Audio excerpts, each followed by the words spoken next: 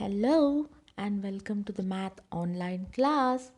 I believe that now you are an expert in the numerical operation of addition as we have been practicing addition of large numbers, addition of like fractions and also addition of decimals.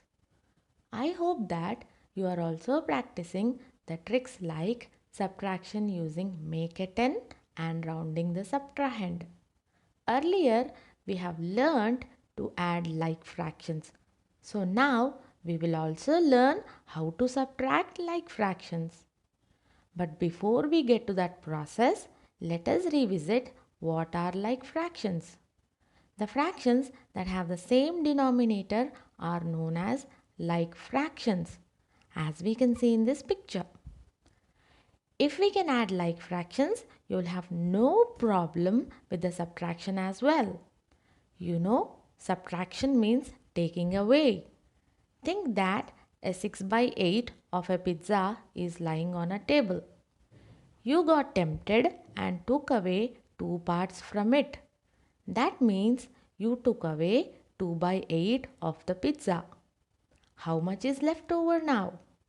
From 6 by 8 of the pizza, if you take away 2 by 8, then 4 by 8 is left over. In other words, 6 by 8 minus 2 by 8 is equal to 4 by 8. Let us take another example. This image represents 5 by 6 and this image represents a 4 by 6. If I have to subtract 4 by 6 from 5 by 6, what's left is 1 part of 6, which is 1/6. Without the images, you can see that the denominators in our problem are the same. They are both like fractions. So, we keep the same denominator 6 in our answer and only use subtraction for the numerators as 5 minus 4, which is equal to 1. So, 5 by 6 minus 4 by 6 is equal to 1 by 6. Let us go one step ahead. Think that from a whole chocolate bar, you ate 3 by 8 of it. How much is left over?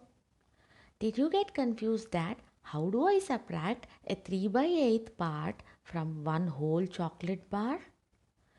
In the cases like these, you need to apply a little thinking and you are good to go. One whole chocolate bar is divided into 8 parts.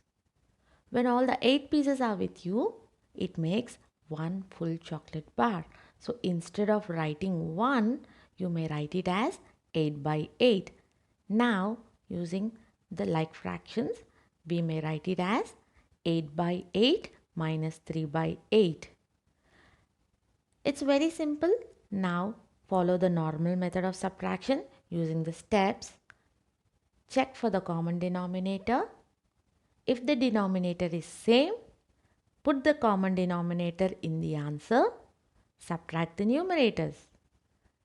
So the final answer for 1 minus 3 by 8, which is also equal to 8 by 8 minus 3 by 8 is equal to 5 by 8.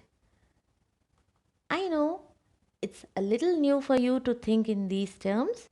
The more you practice, the better you get at it. So keep practicing.